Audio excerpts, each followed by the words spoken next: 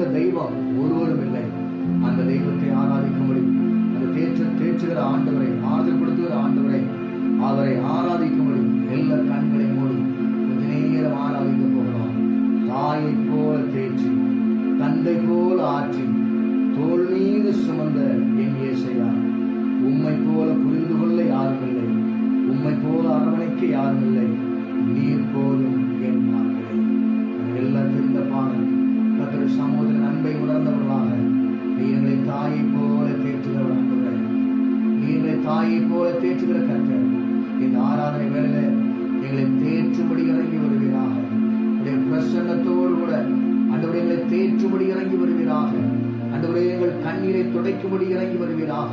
ஆண்டவரே எங்களை உயிர்ப்பிக்கும்படி இறங்கி வருவீராக என்று சொல்லி அவருடைய சமூகத்தில் எல்லா கண்களை மூடி பிரசன்னத்தோடு ஆராதித்து அவருடைய நாமத்தை நாம் மகிமைப்படுத்துவோமாக. ஹல்லேலூயா. தாய் போல தேற்றி தந்தை போல ஆற்றி தோள் மீது சுமந்திடும் என் இயேசையா. தாய் போல தேற்றி தந்தை போல ஆற்றி தோள் மீது சுமந்திடும் என் இயேசையா. உம்மை போல புரிந்து கொள்ள யாரும் இல்லையே, உம்மை போல அரவணைக்க யாரும் இல்லை தகப்பனே. உம்மை போல புரிந்து கொள்ள யாரும் இல்லை. ஆமே. உம்மை போல அரவணைக்க யாரும் இல்லையே. நீ போல் என் வாழ்விலே, நீ போல் என் வாழ்விலே, நீ போல் என் வாழ்விலே. ஏசையா நீ போல் என் வாழ்விலே. மலை போல துன்பம் என்னை சூழும் போதும் அதை பனி போல உருகிட செய்பவரே. மலை போல துன்பம் என்னை சூழும் போதும் அதை பனி போல உருகிட செய்பவரே. கண்மணி போல் என்னை கண்மணி போல காக்கும் ஆண்டவரே. கண்மணி போல் என்னை காப்பவரே. உள்ள கையில் பொருந்தென்னை நினைப்பவர். கண்மணி போல, கண்மணி போல் என்னை காப்பவரே. உள்ள கையில் பொருந்தென்னை நினைப்பவரே. நீ போல் என் வாழ்விலே. ஏசையா நீ போல் என் வாழ்விலே. நீ போல் என் வாழ்விலே. ஏசையா நீ போல் என் வாழ்விலே. மலை போல துன்பங்கள் உடைய வாழ்க்கையில வரும்போதெல்லாம் அது எல்லாவற்றையும் ஆண்டவர் பனி போல உருகும்படி செய்கிறார். நாட்களில் ஒரு வாழ்க்கையில எதை மழை போல இருக்கிறது நினைத்துக் கொண்டிருக்கிறோமோ அது எல்லாவற்றையும் ஆண்டவர் பனி போல உருகும்படி செய்து நம்மை எல்லாரையும் அவர் கண்மணி போல பாதுகாப்பதற்கு அவர் வல்லமையுள்ளவராக இருக்கிறார். அவர் ஒருவரே நம்மை காக்கிறவர், அவர் ஒருவரே நம்மை பாதுகாக்கிறவர், அவர் ஒருவரை இதுவரைக்கும் நடத்தி கொண்டு வந்திருக்கிறார். அவர் இன்னும் நடத்த வல்லமையுள்ளவராக இருக்கிறார். மீண்டும் அந்த சரணத்தை எல்லா உள்ளத்தின் ஆழத்திலிருந்து மழை போல துன்பம் என்னை சூழும் போதும் அது பனி போல உருகிட செய்கிறீங்க வல்லமையில் ஆண்டவரே. எல்லா பிரசன்னத்தை உணர்ந்து ஓ ஹல்லேலூயா. மலை போல துன்பம் என்னை சூழும் போதும் அதை பனி போல உருகிட செய்பவர். கர்த்தரை உயர்த்தி மலை போல துன்பம் என்னை சூழும் போதும் அதை பனி போல உருகிட செய்பவரே. கண்மணி போல், கண்மணி போல் என்னை காப்பவரே. உள்ள கையில் பொருந்தென்னை நினைப்பவரே. அப்பா கண்மணி போல் என்னை காப்பவரே. உள்ள கையில் பொருந்தென்னை நினைப்பவரே.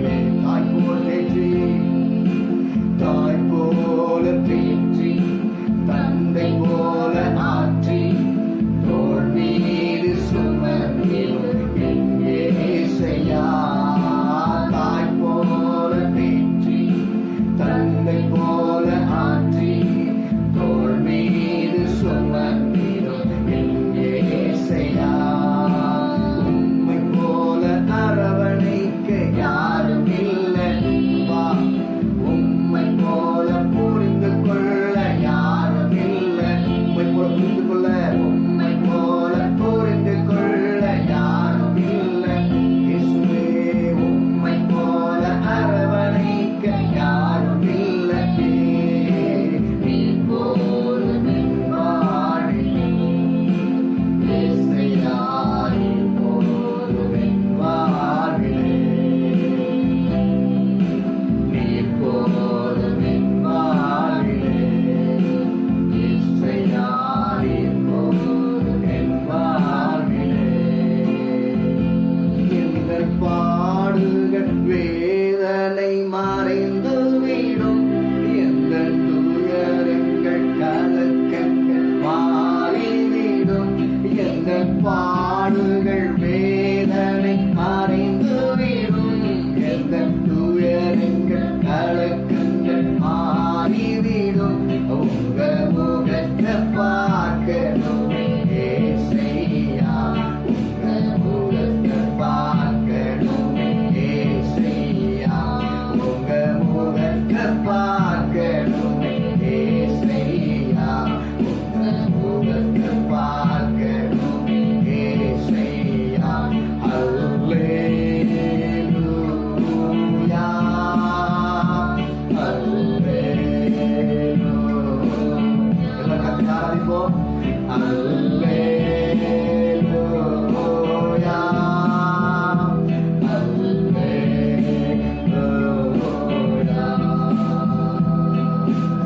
எல்லாரும் இந்த சங்கத்தில் சொல்லப்பட்டிருக்கிறது போல விசுவாசத்தோடு சொல்லுவோம். இந்த பாடுகள் வேதனைகள் மறைந்துவிடும், இந்த துயரங்கள் கலக்கங்கள் எல்லாம் இந்த மாதத்திலேயே மாறிவிடும் என்று சொல்லி விசுவாசத்தோடு தேவ சமூகத்தில் நாம் வாய் ஆராதிக்க வேண்டும். அது மாத்திரமல்ல, எங்கள் தேசத்தில் கட்டுகள் முறிந்துவிடும், எங்கள் சபையினரில் எழுப்புதல் மறைந்துவிடும். இந்த நாட்களிலே சபையில எழுப்புவது உண்டாகும்படியாக, தேசத்தின் கட்டுகள் முறிந்து விடும்படியாக எங்களுடைய சமூகத்தில் பிரசனத்தை உணர்ந்து விசுவாசத்தோடு பாடுகிற வேலையில எல்லா கட்டுகளும் கர்த்தர் முறித்தெழுவதற்கு அவர் வல்லவராயிருக்கிறார். எங்கள் பாடுகள் வேதனை மறைந்து விடும், எங்கள் துயரங்கள் கலக்கங்கள். விசுவாசத்தோடு எல்லாம் சொல்வோம். எங்கள் பாடுகள் வேதனை மறைந்து விடும், எங்கள் துயரங்கள் கலக்கங்கள் மாறிவிடும். உங்க முகத்தை பார்க்கணுமே ஏசையா,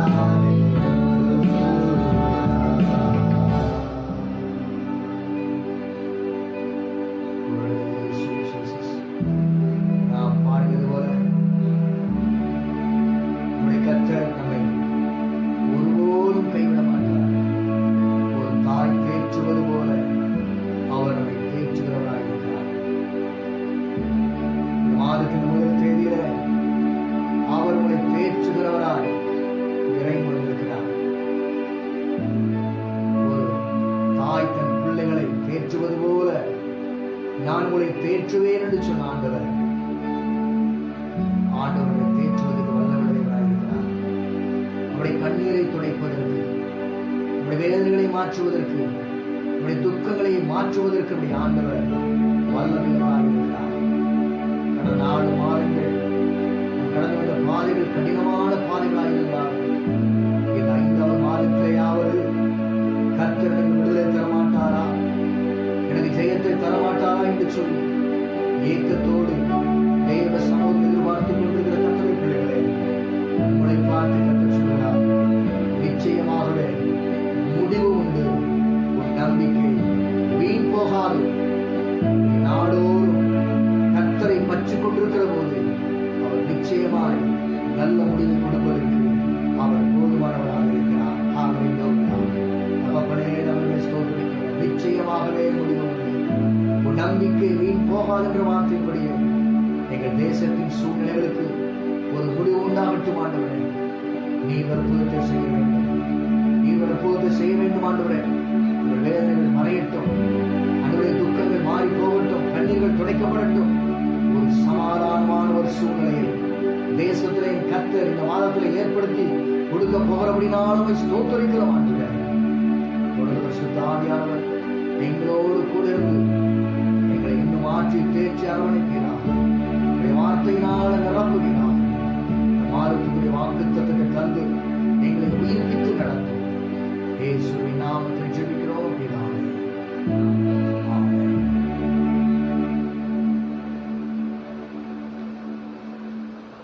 கர்த்தருடைய பரிசுத்த நாமம் மகிமைப்படுவதாக. உங்கள் யாவரையும் ஆண்டவராகிய இயேசு கிறிஸ்துவின் நாமத்தினாலே வாழ்த்துகிறேன். இந்த நாளிலேயும் ஆண்டவர் இந்த மாதத்துக்குரிய வாக்கு தத்துவத்தை நமக்காக கொடுக்க போகிறார்.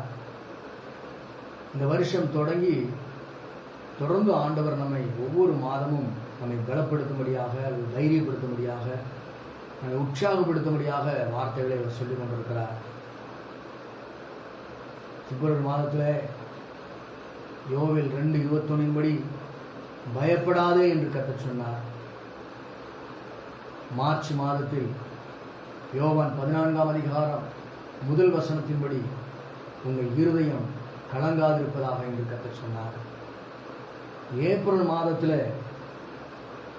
பிலிப்பியரின் புஸ்தகம் 4ஆம் அதிகாரம் 6ஆம் வசனத்தின்படி நீங்கள் ஒன்றுக்கும் கவலைப்பட வேண்டாம் என்று ஆண்டவர் சொன்னார். இந்த மாதத்தில் கர்த்தர் என்ன சொல்ல போகிறார்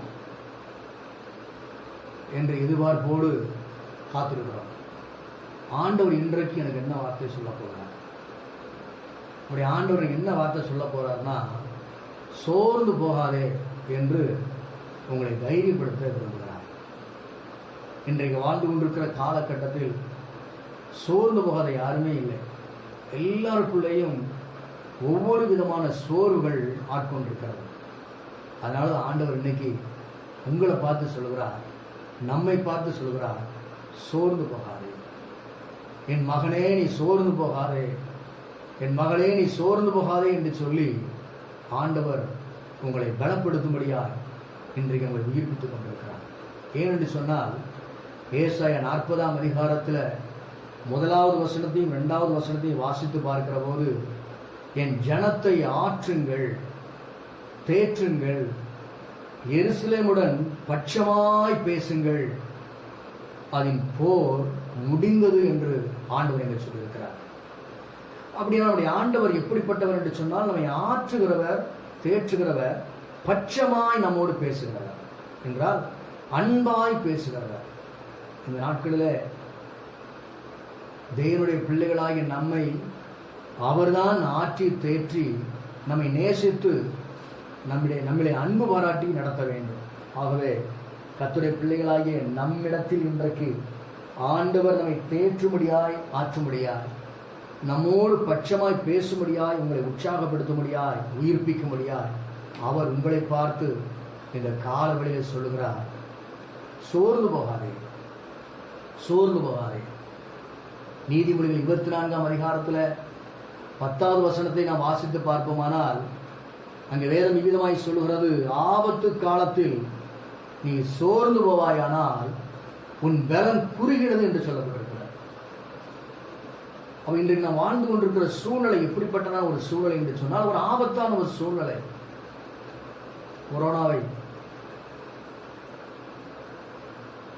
இந்த கொரோனாவின் வைரஸை பார்க்கிற போது இன்றைக்கு பயங்கரமான ஆபத்தான ஒரு சூழ்நிலை.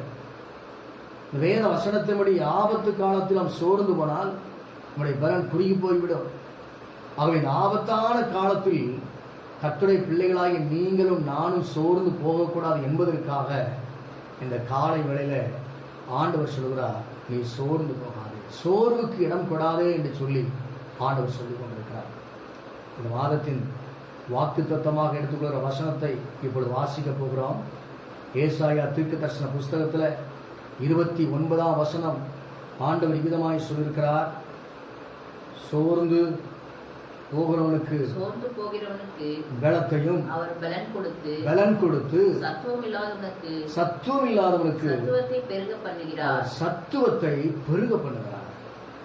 இந்த வாசித்த வேத வசனத்திலே நம்முடைய ஆண்டவர் என்ன செய்கிறாரா, சோர்ந்து போகிறவர்களுக்கு பலன் கொடுத்து. சோர்ந்து போயிருக்கிற நமக்கு இந்த நாட்களில் என்ன தேவை என்று சொன்னால், தேவன் தருகிற பலன் தேவை. அதனால கர்த்தர் சொல்கிறார், நீங்க சோர்ந்து போகாதீங்க. காரணம் என்ன? இதே 40ஆம் அதிகாரத்துல 28வது வசனத்தை வாசித்து பார்க்கிற போது, பூமியின் கடையாந்தரங்களை சிருஷ்டித்த கர்த்தராகிய அநாதி தேவன் சோர்ந்து போவதும் இல்லை, அவருடைய ஆண்டவராகிய கர்த்தர் சோர்ந்து போகிறதும் இல்லை, இளைப்படைவதும் இல்லை. இதை நீ அறியாயோ என்று வேதம் சொல்கிறது. அப்படியானால் நாம் ஆராதிக்கிற நம்முடைய ஆண்டவர், அந்த வல்லமையுள்ள ஆண்டவர், அவர் சோர்ந்து போகிறதில்லை, அவர் இளைப்படைவதும் இல்லை.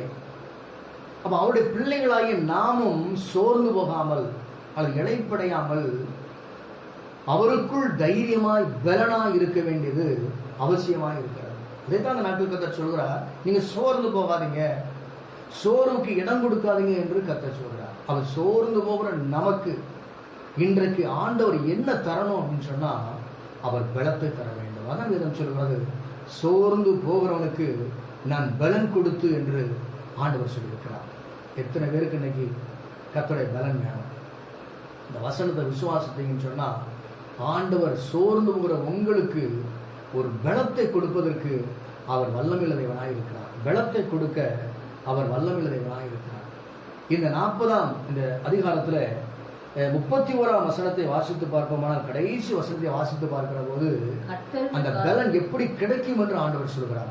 கர்த்தருக்கு காத்திருக்கிறவர்களோ புது பலன் அடைந்து கழுகுகளைப் போல செட்டைகளை அடித்து எழும்புவார்கள், அவர்கள் ஓடினாலும் இளைப்படையார்கள், நடந்தாலும் சோர்ந்து போகார்கள். எந்த சூழ்நிலையிலையும் அவர்கள் சோர்ந்து போக மாட்டார்கள். காரணம், அவர்கள் கர்த்தருக்காக காத்திருக்கிறவர்கள்.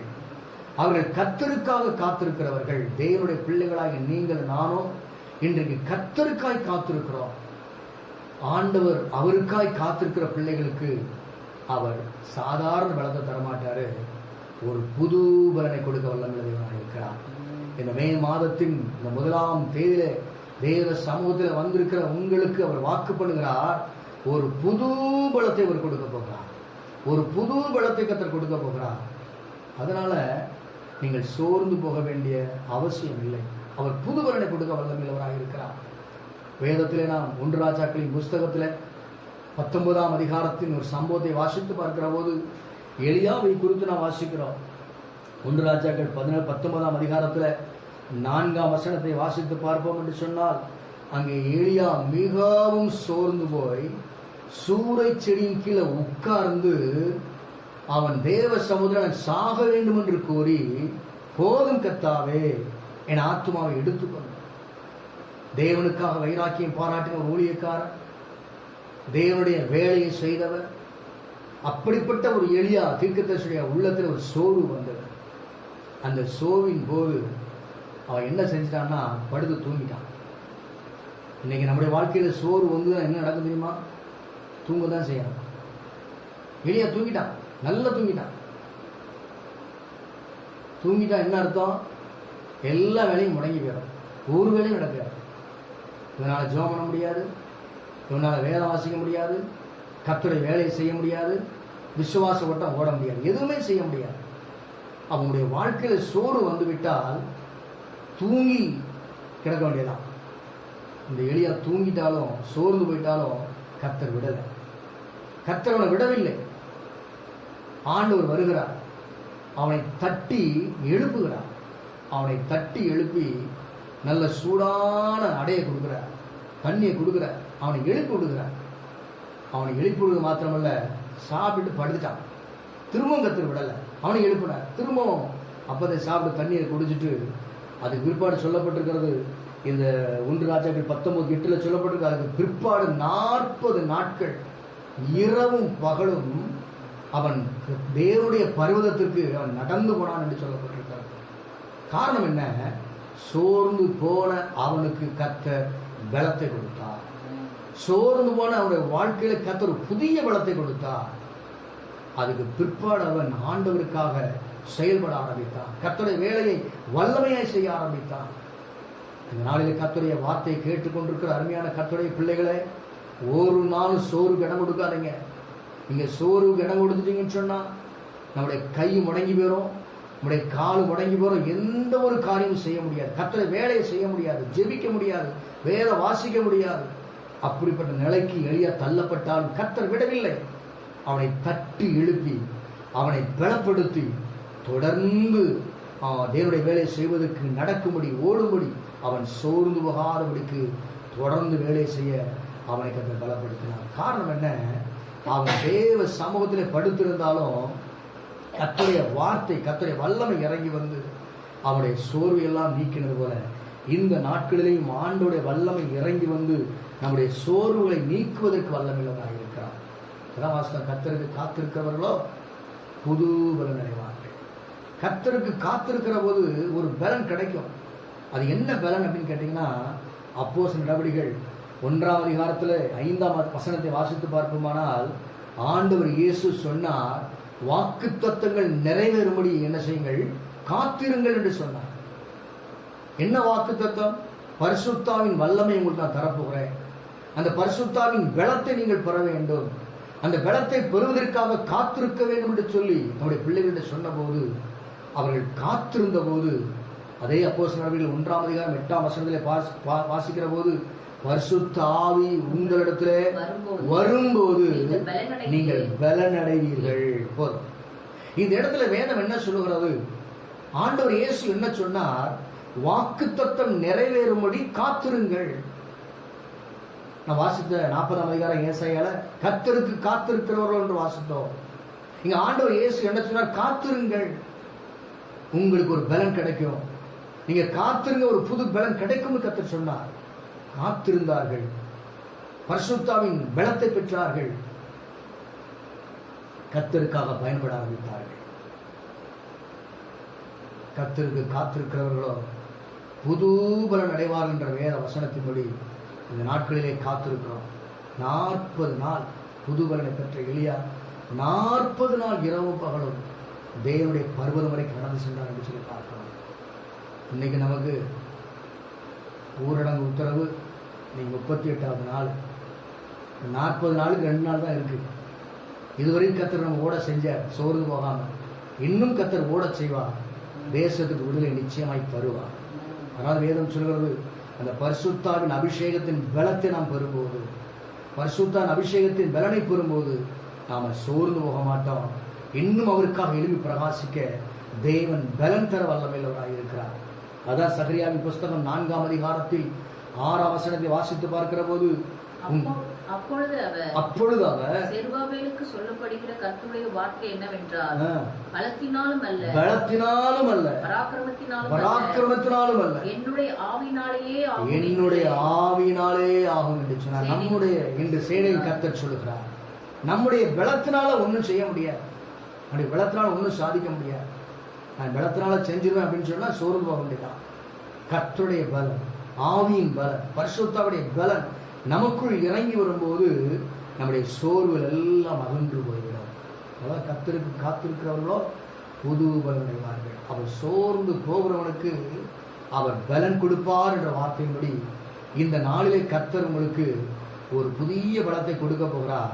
அப்படி புதிய பலத்தை கொடுக்கிற கர்த்தர் உங்களை பார்த்து சொல்கிறார், சோர்ந்து போகாத, நீ சோர்வுக்கு இடம் கூடாத என்று சொல்லி கர்த்தர் சொல்கிறார். சோர்ந்து போய் தூங்கி கொண்டிருக்கிற, அசந்து போயிருக்கிற தேவனுடைய பிள்ளைகளாகி நமக்கு இன்னொரு வேத வசனம் கூட சொல்கிறது.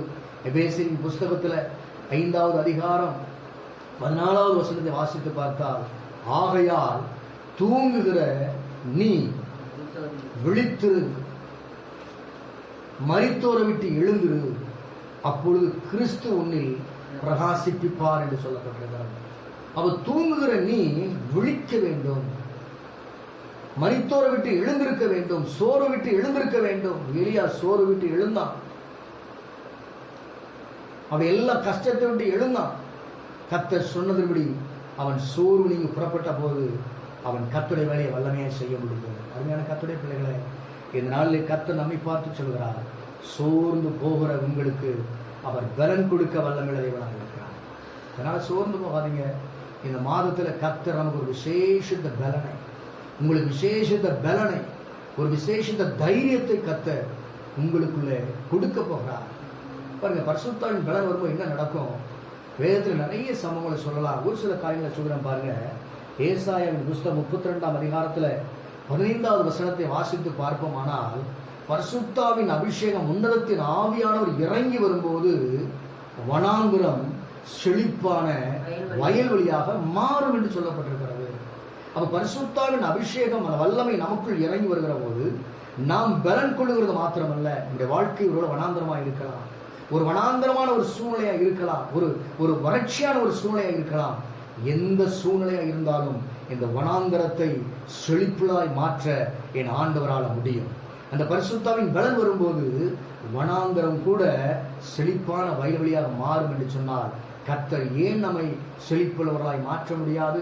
அது மாத்திரமல்ல, எசேக்கியேலின் புஸ்தகத்தில் 37ஆம் அதிகாரம் 5வது வசனத்தை வாசித்து பார்ப்போமானால், இதோ உங்களுக்குள்ளே ஆவியை பிரவேசிக்க பண்ணுவேன். ஆண்டவர் சொல்கிறார், இதோ உங்களுக்குள் ஆவியை பிரவேசிக்க பண்ணுவேன், அப்பொழுது உயிரடைவீர்கள். உலர்ந்த எலும்புகள் கூட உயிரடையுமா? கர்த்தருடைய ஆவியானுடைய வல்லமை, அந்த பலன் நமக்குள் வரும்போது வனாந்தரம் செழிப்பான வயல்வெளியாய் மாறுகிறது. உலர்ந்த எலும்புகள் கூட உயிரடைகிறது. கர்த்தருடைய பிள்ளைகளே, இந்த நாளிலே உங்களை பார்த்து கர்த்தர் சொல்கிறார், நீங்கள் சோர்ந்து போகாதீங்க, ஒரு நாள் சோறு கடன் கொடுக்காதீங்க. ஆண்டவர் இன்றைக்கு உங்களை பலப்படுத்த விரும்புகிறார், உங்களுக்கு பலன் தர விரும்புகிறார். ஆகவே நாம் சோர்ந்து போகக்கூடாது. ஏன் நம்ம சோர்ந்து போகக்கூடாதுன்னா, முதலாவது நாம் தியானித்தது போல அவர் நமக்கு பலன் தருவதால், இந்த மாதத்தில் கர்த்தர் நமக்கு பலன் தர போறாரு அப்படின்னு விசுவாசத்தோடு சோர்வுக்கு இடம் கொடுக்காம தைரியத்தோடு காணப்படுவோமானால், இந்த மாதத்தில் கர்த்தர் உங்களுடைய வாழ்க்கையில பெரிய காரியங்களை செய்வார். அவர் நமக்கு பலன் தருவதால் நாம் சோர்ந்து போகவில்லை. இன்னும் சில காரியங்களை சொல்ல போகிறேன். நான் ஏன் சோர்ந்து போகக்கூடாது? இன்னொரு வசனத்தை வாசியுங்கள். 2 கொரிந்தியரின் புஸ்தகத்தில் 2 கொரிந்தியரின் புஸ்தகம் 4வது அதிகாரத்தில் 16வது வசனத்தை வாசித்து பார்க்கும்போது அங்கே இவ்விதமாய் சொல்லப்பட்டிருக்கிறது. 2 கொரிந்தியர் 4ஆம் அதிகாரம் 1வது வசனம். இப்படிப்பட்ட ஊழியத்தை உடையவர்களாகிய நாங்கள், இப்படிப்பட்ட ஊழியங்களை உடையவர்களாகிய நாங்கள் இரக்கம் பெற்றிருப்பதால் சோர்ந்து போகிறதில்லை. ரொம்ப தெளிவாய் சொல்லப்பட்டிருக்கிறது. இப்படிப்பட்ட ஊழியம். இன்னைக்கு எப்படிப்பட்ட ஊழியம் நடக்குது? சபைகளில் ஆராதிக்க முடியல, சபையை திறந்து வைக்க முடியல, கர்த்தரை விடுதலையான கர்த்தருடைய வார்த்தை கேட்க முடியல. இப்படிப்பட்ட ஊழியங்களை செய்கிற கர்த்தருடைய பிள்ளைகளாகி நாம் எதை பெறுகிறோமா? இரக்கத்தை பெறுகிறோம். இந்த மாதத்தில் கர்த்தர் உங்களுக்கு முதலாவது பலத்தை மட்டுமல்ல, இரண்டாவது அவர் நமக்காக இரக்கம் செய்ய போகிறார். அவர் நமக்கு இரக்கம் செய்ய போகிறபடினால் நாம் என்ன செய்யறதில்லை? சோர்ந்து போகிறதில்லை. அவர் இரக்கம் செய்ய போகிறார். அவர் செய்வேன் என்று சொன்ன தீங்கை செய்யாதபடி தீங்குக்கு மனஸ்தாபப்படுகிற கர்த்தர்.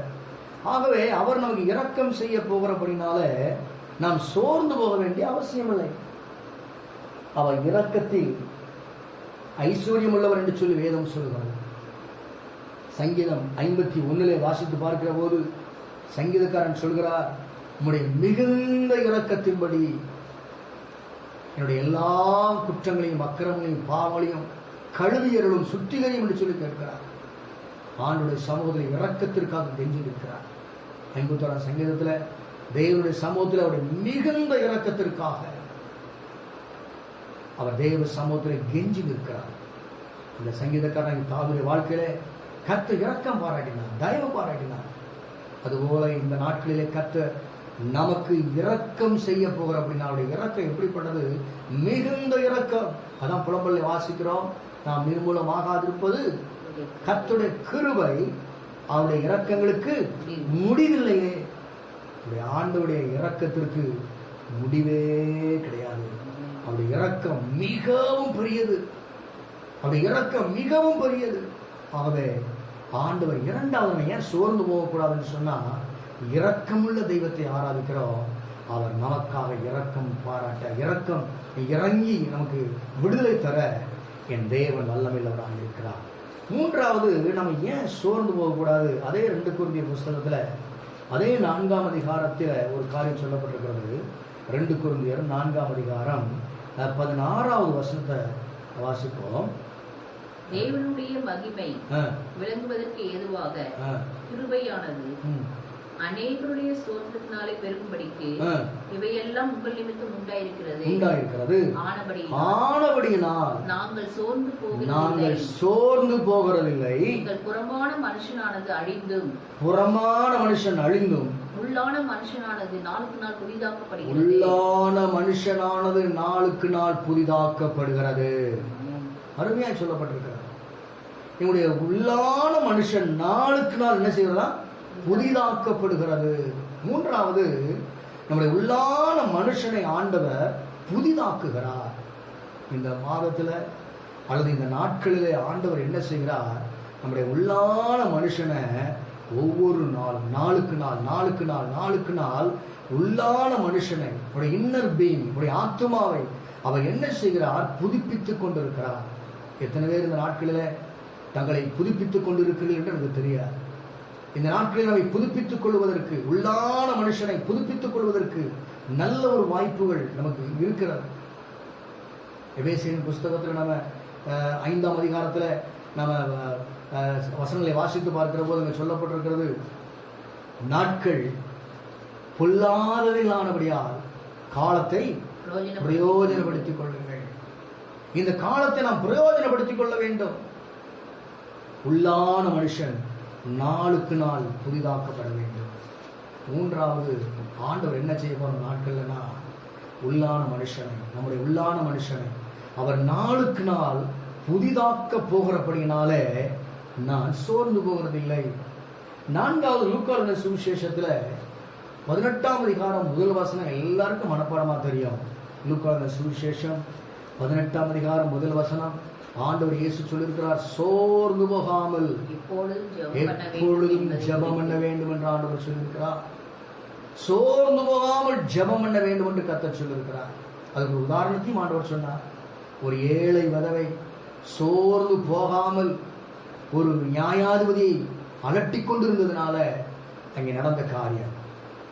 அந்த 18ஆம் அதிகாரத்தின் 8ஆம் வசனத்தை வாசித்து பார்க்கிற போது அங்கே லூக்கா 18ஆம் அதிகாரம் 8ஆம் வசனத்துல சீக்கிரத்திலே அவர்களுக்கு நியாயம் செய்வார் என்று சொல்லுகிறேன். ஆகிலும் சீக்கிரத்திலே நமக்கு நியாயம் செய்வார். 4வது காரியம், நீ சோர்ந்து போகாமல் இருக்கும்போது அவர் சீக்கிரத்தில் நியாயம் செய்வார். நாம் இப்படி சொல்ல வேண்டும், என் தேவன் சீக்கிரத்தில் எனக்கு நியாயம் செய்ய போகிறபடினால் நான் சோர்ந்து போகிறதில்லை. இந்த நாட்களில் என்னைக்கு இந்த பிரச்சனைக்கு முடிவு வரும் சொல்லி நம்ம காத்திருக்கோம். என்னைக்கு ஒரு விடிவு காலம் வரும் என்று சொல்லி காத்திருக்கிறோம். ஆனால் இந்த வேத வசனம் தெளிவாக சொல்கிறது. லூக்கா 1:8 சீக்கிரத்தில், லூக்கா 18:8 சீக்கிரத்தில் நமக்கு ஆண்டவர் நியாயம் செய்வார். அந்தபடியே தேவன் தம்மை நோக்கி இரவும் பகலும் கூப்பிடுகிறவர்களாகிய தம்மால் தெரிந்து கொள்ளப்பட்டவருடைய விஷயத்தில் நீடிய பொறுமையுள்ளவராயிருந்து அவர்களுக்கு நியாயம் செய்யாமல் இருப்பாரோ? சீக்கிரத்திலே அவர்களுக்கு நியாயம் செய்வார் என்று சீக்கிரமாய் அவர்களுக்கு நியாயம் செய்வார் என்று உங்களுக்கு சொல்கிறேன். இன்னைக்கு ஆண்டவர் உங்களை பார்த்து சொல்றாரு, சீக்கிரத்துல நான் உங்களுக்கு நியாயத்தை செய்வேன். ஆண்டவர் சீக்கிரத்துல ஒரு நல்ல முடிவை கொடுப்பார், எதிர்பார்த்து கொண்டிருக்கார். சீக்கிரத்துல ஆண்டவர் தேசத்துல நல்ல செய்தி கேட்க செய்வார். சங்கீதம் 51 சங்கீதக்காரர் விதமாக சொல்கிறார், சந்தோஷமும் மகிழ்ச்சியும் கேட்கும்படி செய்யும் ஆண்டவரே. அவர் ஜெபம் பண்றார், சந்தோஷமும் மகிழ்ச்சியும் கேட்கும்படி செய்யும். தேசத்தில் நல்ல செய்தி கேட்க வேண்டும், சந்தோஷமும் மகிழ்ச்சியும் உண்டாகும்படி ஒரு நல்ல செய்தியுடைய செவிகள் கேட்க வேண்டும். அதான் சொல்லப்பட்டிருக்கிறது, சீக்கிரத்துல அவர் நமக்கு நியாயம் செய்ய போறபடினால நாம சோர்ந்து போக வேண்டிய அவசியம் இல்லை. 5வது ரோமருக்கு எழுதின நிருபம் 2ஆம் அதிகாரம் 7வது வசனத்தை நான் வாசித்து பார்ப்போமானால், அங்கே ஒரு காரியத்தை குறித்து வேதம் நமக்கு தெளிவாய் சொல்லுகிறது. சோர்ந்து போகாமல் நற்கிரியைகளை செய்து மகிமையையும் கனத்தையும் அழியாமையும் தேடுகிறவர்களுக்கு நித்திய ஜீவனை அளிப்பார். இந்த உலகத்துல கர்த்தருடைய பிள்ளைகளாகி நீங்கள் நானும் வரக்கூடிய பெரிய ஸ்லாக்கியம் என்ன அப்படின்னா நித்திய ஜீவன் தான். யோவானின் சுவிசேஷம் எல்லாருக்கும் மனப்பாடமா தெரியும். 3ஆம் அதிகாரம் 16ஆம் வசனம் விவிதமாய் சொல்லுகிறது, தேவன் தம்முடைய ஒரே பெயரான குமாரனை விசுவாசிக்கிறவன் எவனோ அவன் கெட்டு போகாமல் நித்திய ஜீவனை அடையும்படி இவ்வளவாய் உலகத்தில் அன்பு கூர்ந்தார். ஏன் அன்பு கூர்ந்தார்? நித்திய ஜீவனை அடையும்படி. அப்படின்னா 5வது குறிப்பில் சொல்லப்படும் நித்திய ஜீவனை நாம் பெறப்போகிறபடினால நாம் என்ன செய்யக்கூடாது? சோர்ந்து போகக்கூடாது, சோர்வுக்கு இடம் கொடுக்கக்கூடாது. நம்ம சோர்வுக்கு இடம் கொடுப்போம்னா அப்படி எல்லா ஆவிக்குரிய காரியங்களையும் பிசாசான முடக்கி போட்டுருவோம். எலியாவை முடக்கி போடணும்னு நினைச்சான், ஆனால் முடக்கி போட முடியலை.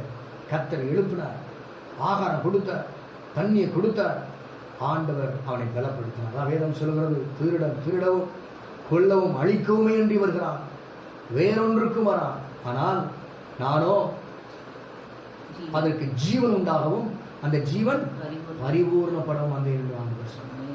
அருமையான கர்த்தருடைய பிள்ளைகளை, இந்த நாளிலே நாம் சோர்ந்து போக வேண்டிய அவசியம் இல்லை. இன்றைக்கு கர்த்தர் சொல்கிறார், சோர்ந்து போகாதீங்க. காரணம் என்ன? அவர் எனக்கு பலன் தருவார். அது மாத்திரமல்ல, அவர் எனக்கு இரக்கம் செய்வார். அது மட்டுமல்ல, எங்கள் உள்ளான மனுஷனை நாளுக்கு நாள் புதுப்பிக்கிறார்.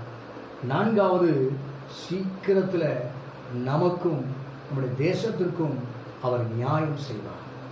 5வதாக, எல்லாவற்றுக்கும் மேலாக நித்திய ஜீவனை அவர் நமக்காக வைத்திருக்கிறார். இனி காலம் செல்லாது, ஆண்டவர் இயேசு சீக்கிரம் வரப்போகிறார். வருகைக்குரிய அடையாளங்கள் எல்லாம் நடந்து கொண்டே இருக்கிறது. ஆகவே நித்திய ஜீவனை பெறுவதற்கு நாம் இந்த நாட்களிலே ஆயத்தப்பட வேண்டியது அவசியமாக இருக்கிறது.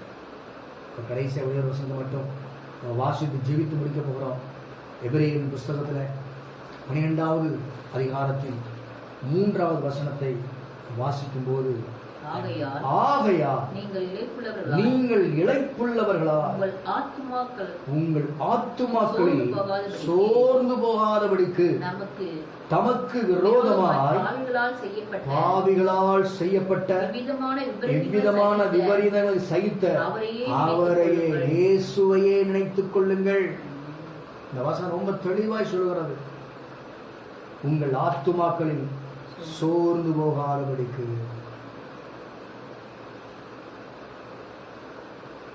உங்கள் ஆத்துமாக்களில் சோர்ந்து போகாதபடிக்கு என்று சொல்லப்பட்டிருக்கிறது.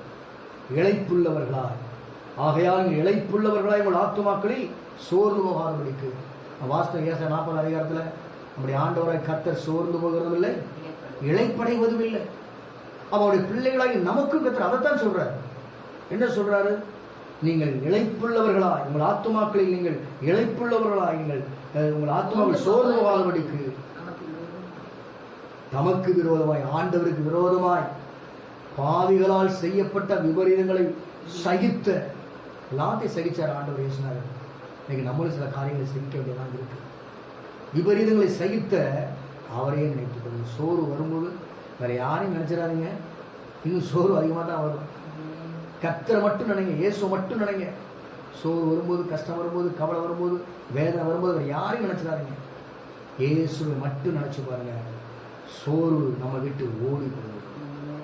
அருமையான கர்த்தருடைய பிள்ளைகளை, இந்த நாளிலே கர்த்தர் நம்ம கொடுத்த வாக்கு தத்தமானது, சோர்ந்து போகிறவனுக்கு பலத்தை, சத்துவம் இல்லாதவனுக்கு நான் சத்துவத்தை பெருக பண்ண போகிறபடினாலே மெல்ல கண்களை மூடி அவர் சோர்ந்து போகாதபடி நாம் வாழ்வதற்கு அவர் கிருபையின் வல்லமையுள்ளவராக இருக்கிறார்.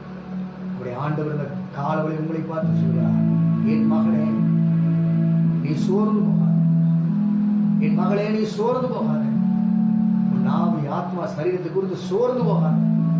சோர்வுக்கு ஒரு நாள் இடம் கொடுக்கிறார். சோர்வு என்பது பிசாசின் ஆயுதம். சோர்வு போகாத. கர்த்தர் சோர்வை நீக்குவதற்கு அவர் வல்லமையுள்ளவராக இருக்கிறார். அதெல்லாம் கர்த்தருடைய சமூகத்தில் சோர்ந்து போகாதே என்ற அந்த சரணத்தை பாடி அவருடைய சமூகத்தை அர்ப்பணிக்கப்படுகிறார். ஹல்லேலூயா. சோர்ந்து போகாதே, நீ சோர்ந்து போகாதே, சோர்ந்து போகாதே, நீ சோர்ந்து போகாதே, அது சீக்கிரத்தில் நீங்கிவிடும். உபத்திரவம் எல்லாம் சேர்ந்து மாறுவோம். அது சீக்கிரத்தில்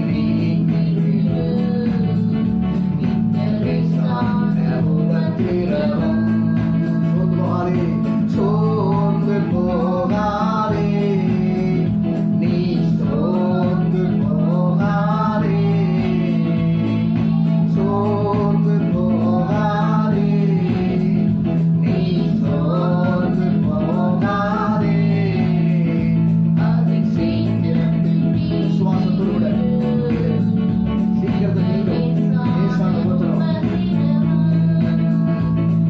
சீக்கிரத்தில் நீங்கும். லேசான உபத்திரவம் அதை சீக்கிரத்தில்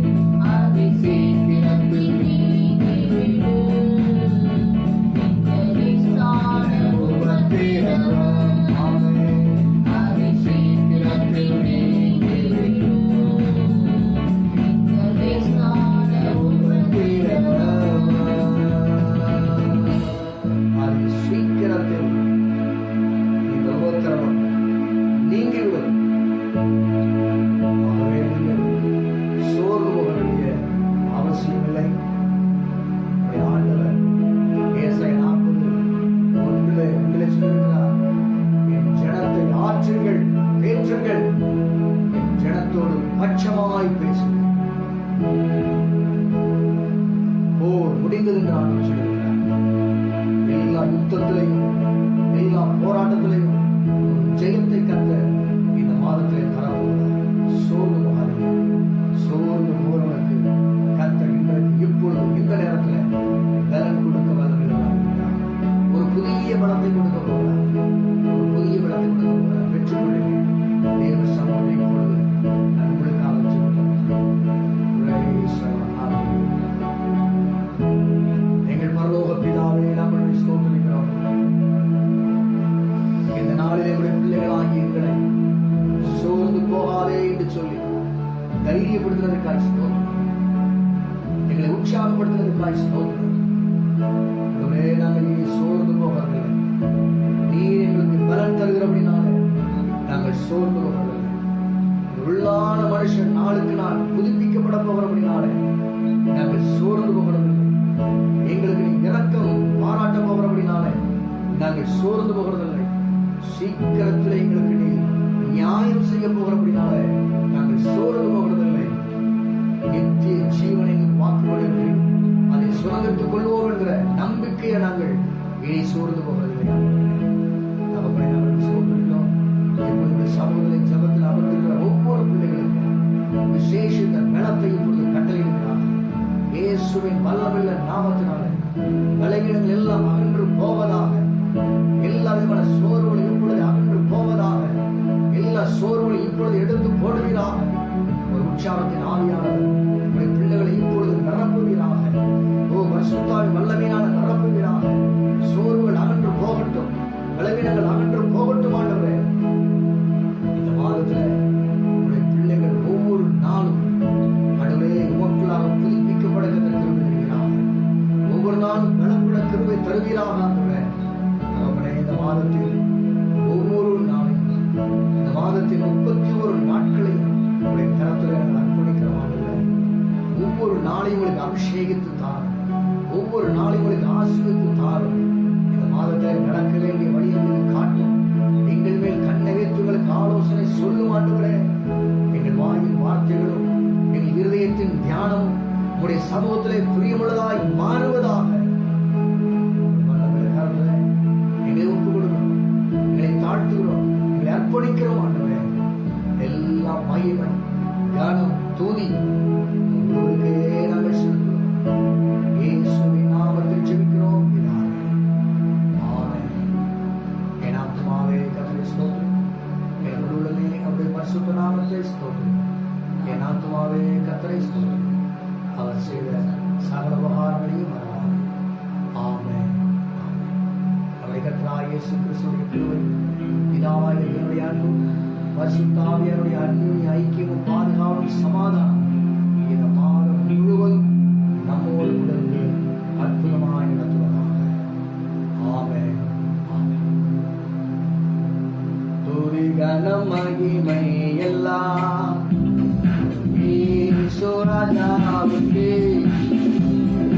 துதி கனம் மகிமை எல்லாம் ஈஸ்வரஜாவுக்கே.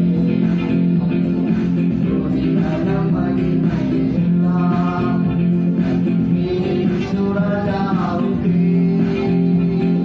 துதி கனம் மகிமை எல்லாம் ஈஸ்வரஜாவுக்கே.